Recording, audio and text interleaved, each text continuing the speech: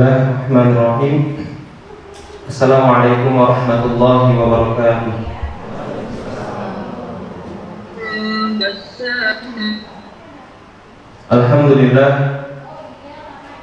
Alhamdulillah wa kafa. Wassalatu wassalamu ala nabiyil mustafa wa ala alihi wa sahbihi an sidq wal wafa wa ba'd. Ashhadu an la ilaha illallah wa ashhadu anna Muhammadan abduhu wa rasuluh la nabiyya wa la rasula ba'da. Qala Allah azza wa jalla fi kitabihil karim. A'udzu billahi minasy syaithanir rajim. Bismillahirrahmanirrahim. Wa ma kana Allahu mu'adzibahum wa hum yastaghfirun. Shadaqallahul 'azim. Yang saya hormati Ustaz Habib dan Ustazah Nurul dan para asatidz Bait Qur'ani, semoga Allah senantiasa menjaga dan melindungi beliau dan bersama-sama mengumpulkan kita di surganya nanti, amin ya rabbal alamin. Dan kepada Bapak dan Ibu yang saya hormati, mohon izinkan saya menyampaikan sepatah dua patah dari kedhaifan ilmu saya di depan. Mohon diluruskan jika seandainya terdapat beberapa kesalahan. Bapak dan Ibu yang dirahmati oleh Allah, pertama-tama marilah kita senantiasa selalu memberikan pujian kepada Allah Subhanahu wa taala.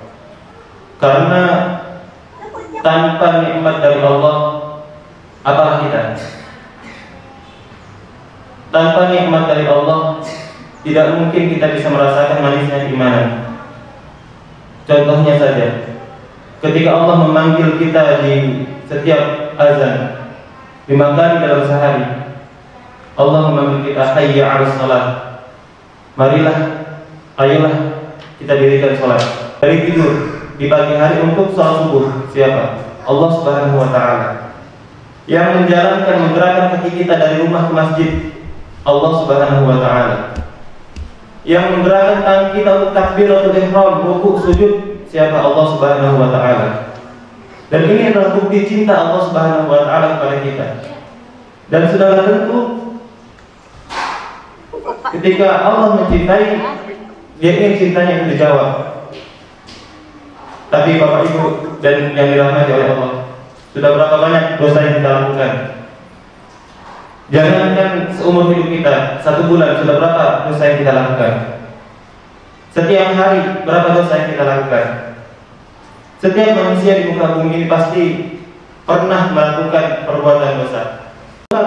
Kemudian engkau memohon ampun kepadaku, ghafartulah, aku akan mengampunimu. Yang ketiga, ya benar Adam, innaka law ataitani, jika engkau mendatangiku biqurabil ardi, dengan biqurabil ardi khataya, dengan dosa sepenuh bumi. Kalau tadi setinggi langit, ini sepenuh bumi. Tsumma laqitani, kemudian engkau datang kepadaku, la tusyriku bi syai'a, engkau tidak mensyirikkanku dengan satu pun, engkau mentauhidkan aku, la'ataituka bi qurabiha maghfirah, maka aku akan datang kepadamu dengan sebesar dosa itu pula ampunanku. Hadis ini diriwayatkan oleh Imam At-Tirmidzi dan beliau mengatakan hadis ini adalah hadis hasan sahih. Pertama-tama mari kita lihat hukum hadis ini. Apakah termasuk dari hadis sahih, hasan atau dhaif? Hadis hadis tafarrada bihi At-Tirmidzi kharrajahu min tariq Katsir bin Fa'idah. Jadi hadis ini cuma melalui satu jalan. Maksud satu jalan adalah di antara keagungan atau kelebihan dari agama Islam adalah terpeliharanya sanad. Sehingga jika ada satu perkataan, kita dapat menelusurinya dari mana perkataan ini berasal.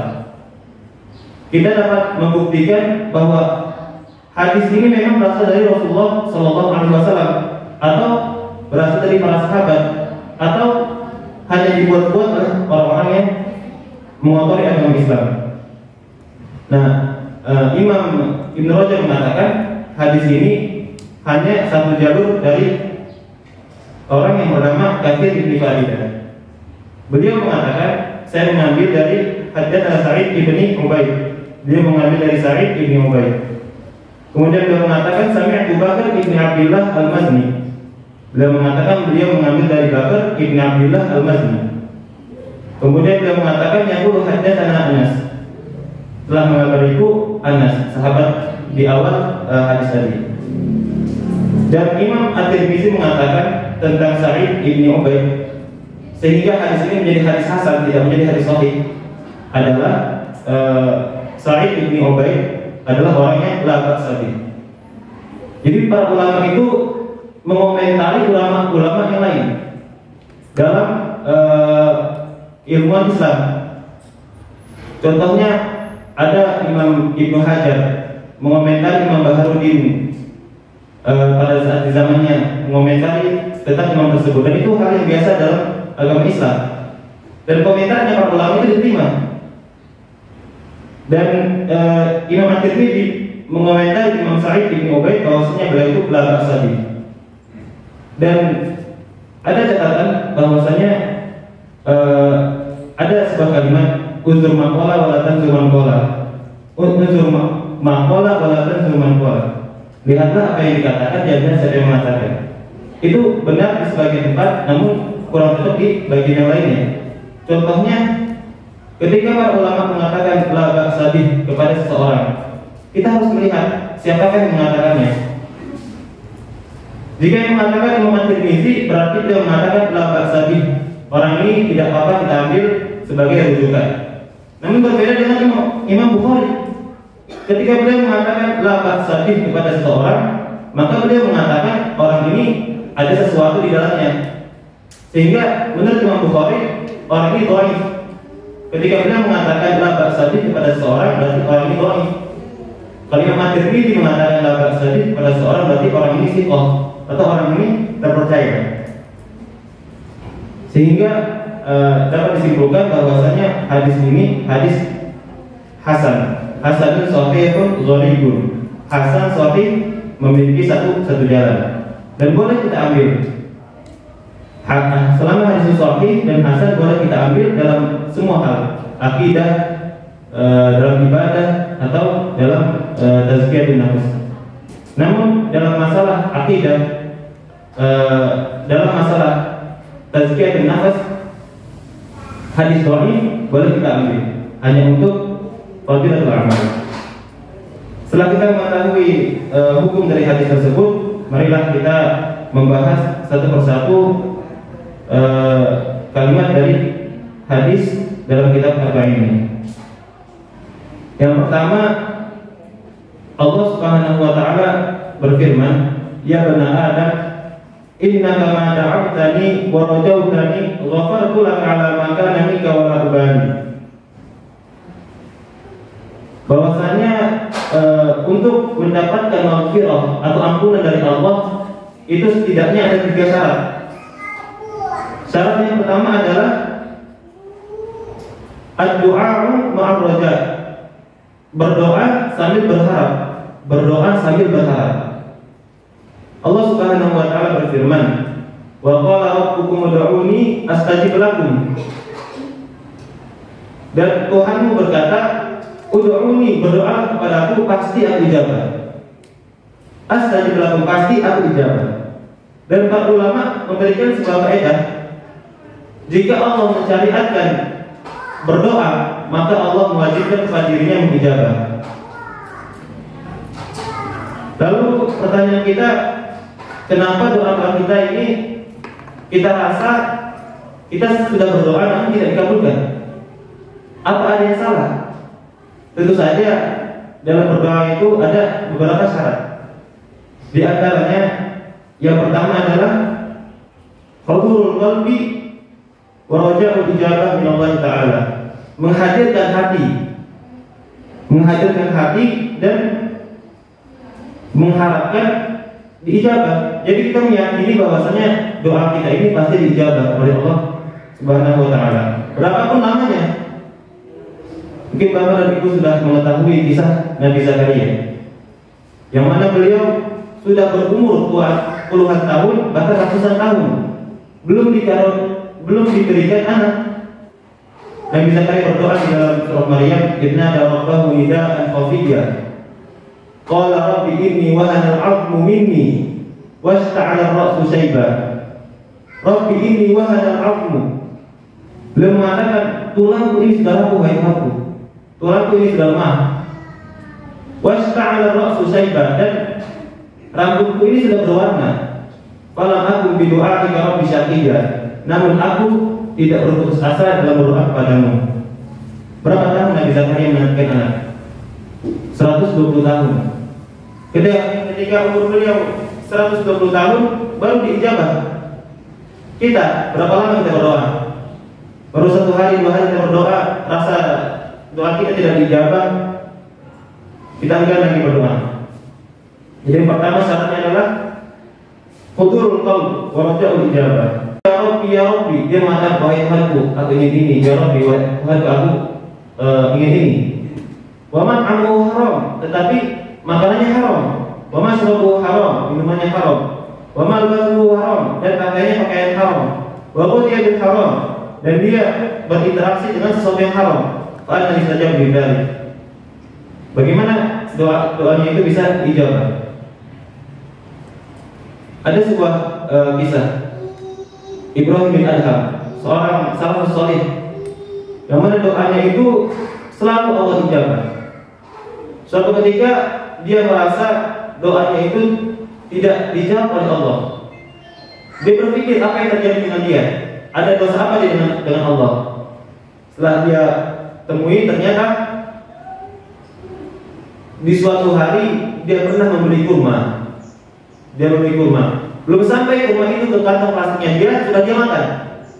Walaupun takarannya sudah masuk takarannya Ibrahim bin Adham, namun belum sampai kantong plastik itu ke dalam plastik, kurma itu ke dalam plastik, sudah dia makan. Jadi hukumnya itu menurut Ibrahim bin Adham, dia makan sesuatu yang haram. Akhirnya dia kembali lagi ke pasar, dia cari orang yang menjual kurma tersebut, namun tidak dia dapati. Yang awalnya orang tua di tempat yang sama, ternyata menjadi orang yang muda. Setelah dia tanya, di mana penjual tua yang dahulu menjual kurma? Kata orang tersebut, pemuda tersebut, dia ayahku, dia sudah meninggal. Lalu akhirnya Ibrahim bin Adham menceritakan kisahnya. Setelah itu orang tersebut mengatakan, ayahku memiliki 8 orang anak. Jika engkau ingin meminta ikhlas kepada 8 orang anak, mereka ada di beberapa tempat. Akhirnya Ibrahim bin Adham hanya meminta ikhlas dari sebutir kurma, beliau rela berkeliling beberapa tempat, hanya sebutir kurma. Dan bagaimana dengan kita yang kadang berinteraksi dengan syubhat, sesuatu yang belum jelas mana yang halal, mana yang haram. Lalu ketika kita berdoa, doa tidak dikabulkan, kita bersujud kepada Allah, Allah tidak mengabulkan doa. Nauzubillah min dzalik. Nah, setelah kita mengetahui syarat-syarat dari doa tersebut dan telah kita penuhi, Allah Subhanahu wa ta'ala tidak langsung mengijabah doa kita. Ada 3 fase atau 3 waktu Allah memberikan mengijabah doa kita. Yang dalam sebuah hadis dari Abi Sa'id dari Nabi sallallahu alaihi wasallam, beliau mengatakan, "Ma min muslim yad'u bi da'watin laisa lahu fiha ithmun aw qati'atu rahimin illa a'tahu Allah biha ihdatsah." Tidak ada dari seorang muslim yang mana dia itu berdoa dengan sebuah doa laisa lahu fiha ithmun, yang mana dalam doa tersebut atau dalam diri dia tidak terdapat sebuah dosa, au qati'atu rahimin, dan dia tidak memutuskan tali silaturahmi. Jadi tali silaturahmi, memutuskan tali silaturahmi itu dapat menghambat dijabahnya doa. Aqallahu biha ihdatsalatin, maka Allah akan menjawab doanya dalam 3 kondisi. Yang pertama, imma ayyu'ajjal lahu da'watan. Yang pertama adalah Allah langsung mengabulkan doanya. Jadi dia berdoa kepada Allah, ya Allah, berikan aku keturunan yang soleh. Akhirnya Allah mengijabah, diberikan dia anak yang soleh. Yang kedua, imma ayyudhiraha lahu fil akhirah. Ada yang ditangguhkan sampai hari akhirat. Jadi di akhirat nanti ada orang terheran-heran. Kenapa pahalanya itu setinggi gunung? Dia mengetahui ini pahala puasaku, ini pahala sedekahku, ini pahala silaturahimku. Namun ada kumpulan pahala yang dia tidak ketahui. Setelah itu dia bertanya kepada malaikat, pahala apakah ini?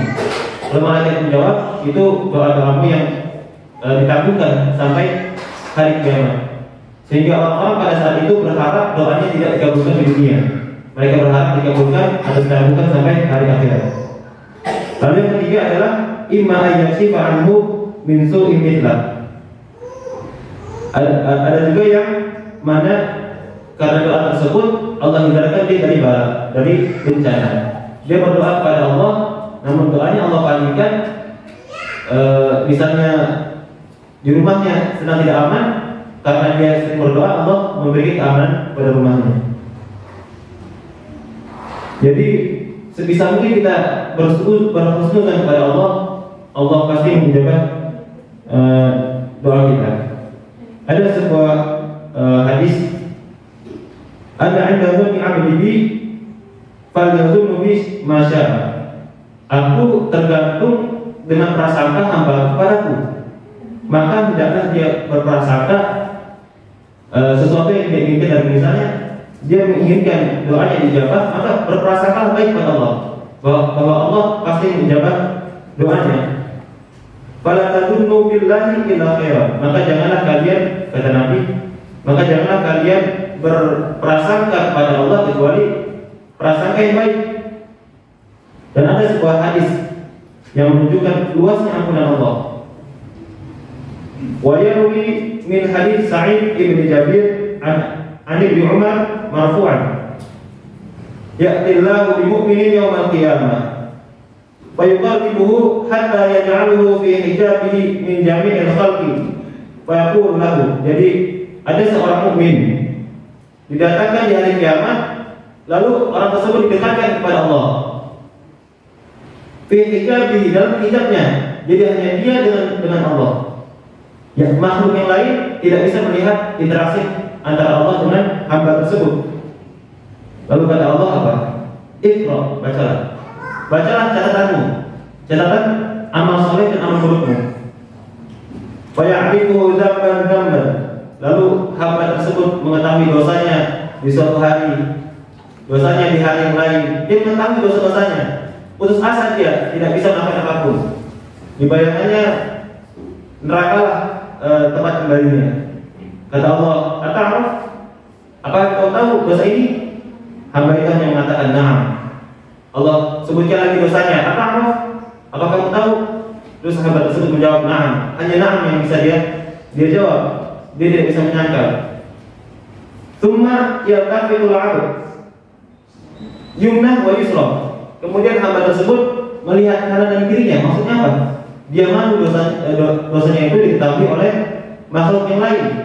Dia lihat ke kanan, ke kiri, ada tak yang mendengar suaraku?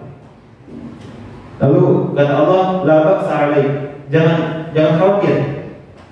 Ya 'abdi, wahai hambaku, anta fi sadri, anta fi sidri. Engkau di dalam hijabku, di dalam batas, ada batas di antara engkau dengan hambaku yang lain.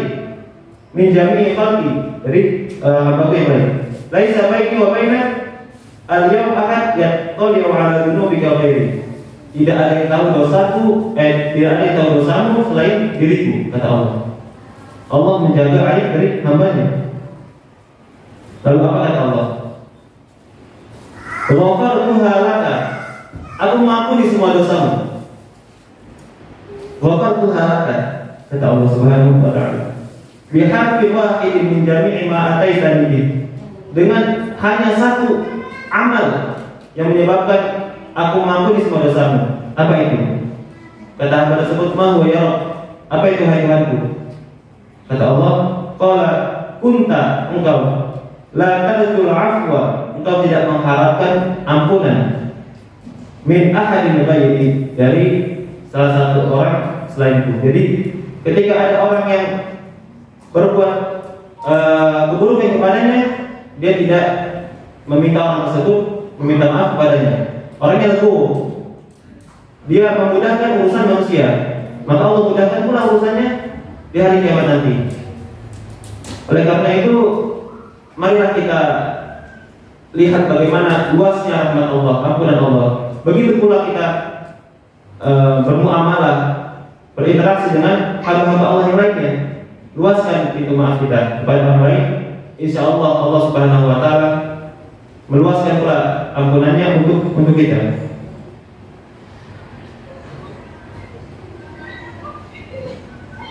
Terus juga Nabi SAW pernah berdoa, Allahumma maghfirataka awsa'u min dunubi. Ya Allah, ampunanmu itu lebih luas daripada dosaku. Wa rahmatuka arja 'indi min amali, dan rahmatmu itu lebih aku harapkan daripada amalku. Jadi di hari kiamat nanti, Nabi, selevel Nabi, beliau mengandalkan rahmat Allah daripada amalnya beliau. Beliau merasa beliau bisa masuk surga karena rahmatnya Allah, bukan karena amalnya beliau.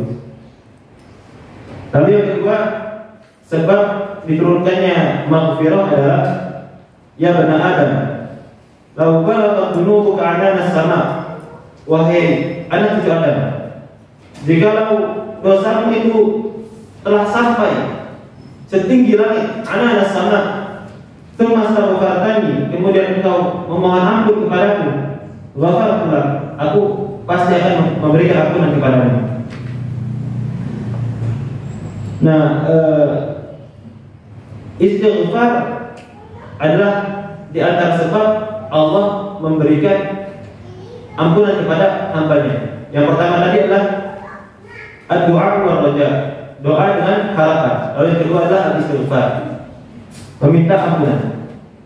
Dan di antara sebab-sebab Allah belum mengazab sebuah kaum adalah karena terdapat orang-orang yang masih beristighfar kepada Allah Subhanahu wa Ta'ala. Allah berfirman dalam surah Al-Anfal, "Wa ma kana Allahu mu'adzibahum wa hum yastaghfirun." Dan Allah belum mengazab suatu kaum karena masih terdapat di kaum tersebut orang yang meminta ampun kepada Allah Subhanahu wa Ta'ala. Juga banyak ayat Al-Quran yang menjelaskan tentang istighfar. Di antaranya, "Wastaghfirullah, innallaha ghafurur rahim. Wa astaghfiru rabbakum tsumma tubu ilaihi." Dan beristighfarlah kalian kepada Tuhan kalian, tsumma tubu ilaihi, kemudian minta ampunan kepadanya. Apa perbedaan antara istighfar dan taubat? Di sini dijelaskan, wa katsirun ma yuqarrinu al-istighfar bi dzikri taubah. Ada yang membedakan antara istighfar dengan taubat. Fa yakunu al-istighfar hina idzin ibadah an talabil maghfirah bil lisan, wa taubat ibadah an al-iqlali an dzunubi bil qulub wal jawarih. Kalau istighfar itu adalah melafazkan kalimat meminta ampun kepada Allah Subhanahu wa Ta'ala. Adapun taubat adalah al-iqlal, berhenti, meninggalkan dosa-dosa dengan hati dan amal. Jadi kalau dengan lisan itu dinamakan istighfar, dengan amal dan hati dinamakan at-taubah. Meninggalkan seluruh dosa, kemudian istighfar dengan lisan meminta ampunan kepada Allah Subhanahu wa Ta'ala.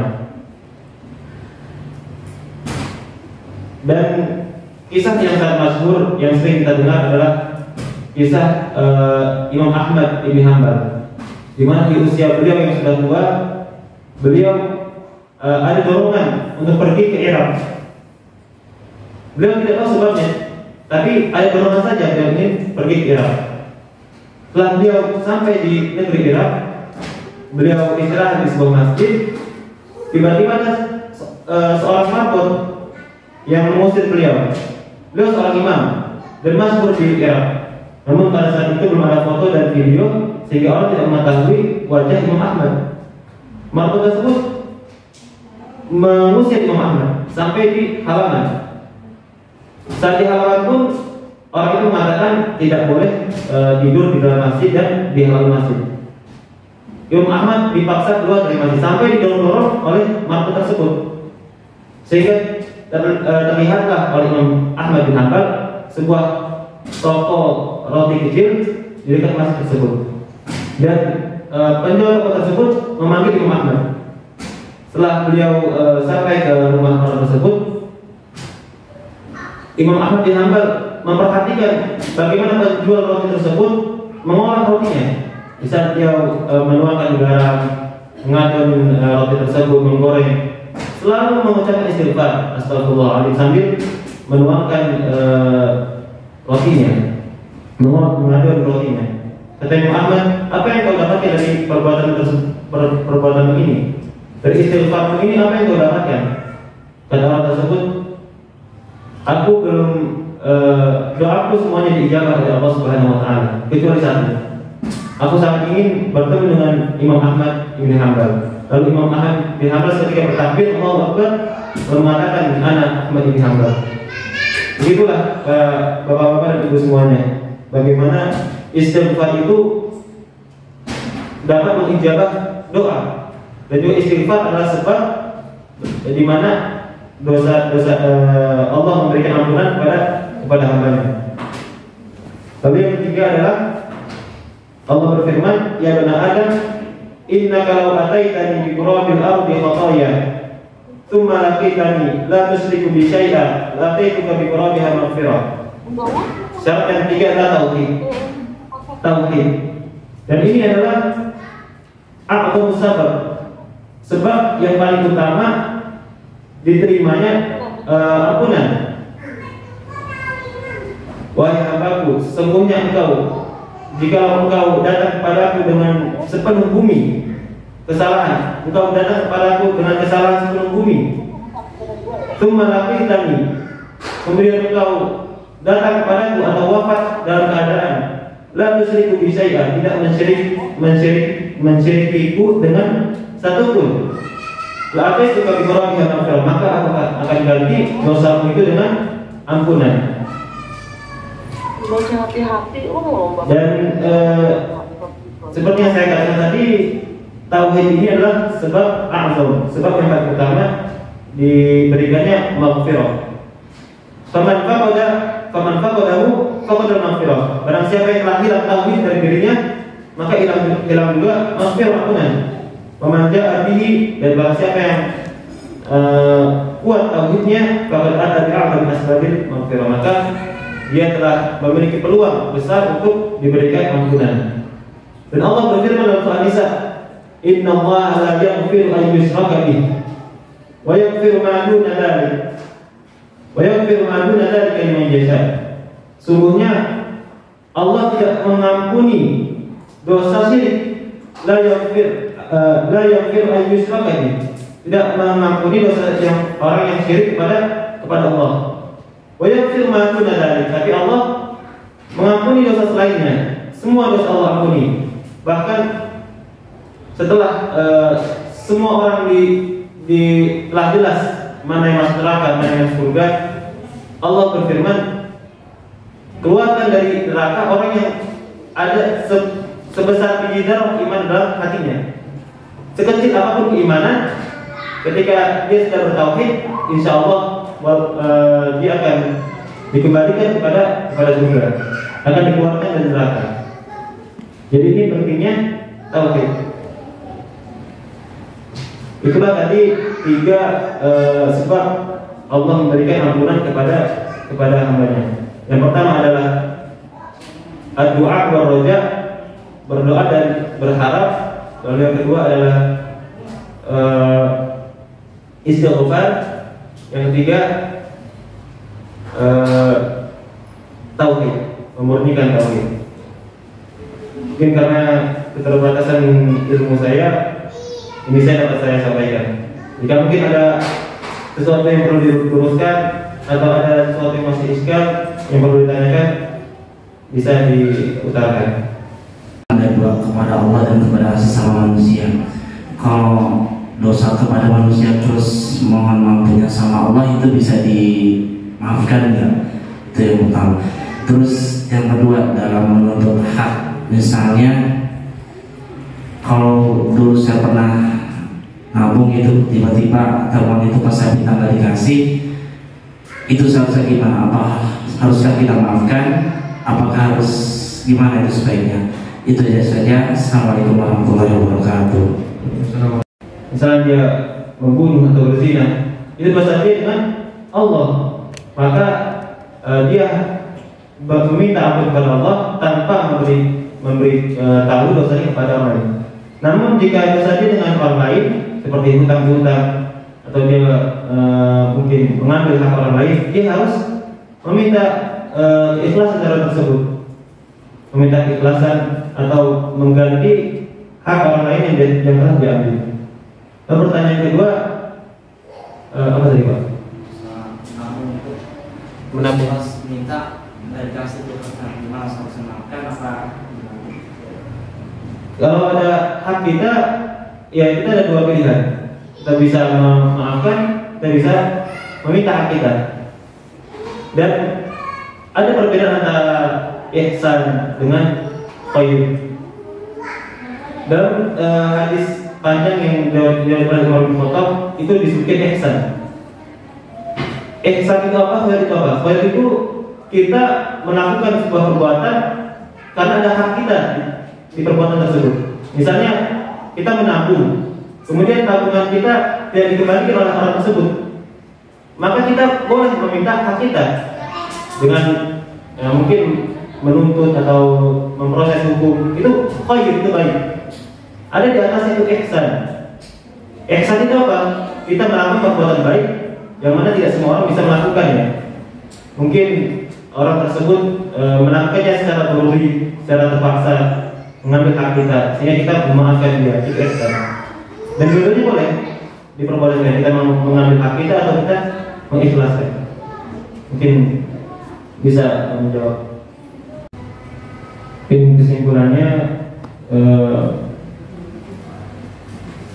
bagaimana kita ingin dilihat oleh Allah, begitu pula kita harus memperlakukan hamba Allah yang lainnya.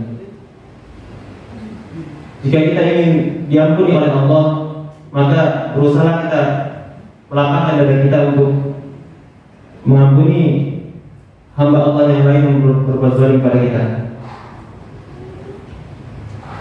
Dan saya ingin meringkas 3 sifat tadi yang masalah tauhid. Bagaimana maksudnya pengertian dari tauhid yang harus kita pegang? Yang pertama adalah al-ilahiyah. Kita mengakui bahwasanya Allah itu Tuhan. Allah itu mengatur segalanya. Allah yang membuat peraturan. Kemudian yang kedua adalah an-nubuwah. Kita meyakini kenabian Nabi Muhammad SAW. Kita mengakui yang dibawa Nabi adalah firman Allah Subhanahu Wa Taala. Dan yang ketiga adalah as-sam'iyah. Kita mengakui kebenaran dari Al-Quran dan As-Sunnah. Jika kita sudah mengakui ketiga komponen ini, insya Allah dapat dikatakan seseorang itu bertauhid. Dan begitulah pentingnya tauhid. Sebesar apapun dosa seorang hamba, jika tauhidnya murni, insya Allah masih ada peluang baginya untuk keluar dari larangannya Allah. Ini saya dapat saya sampaikan.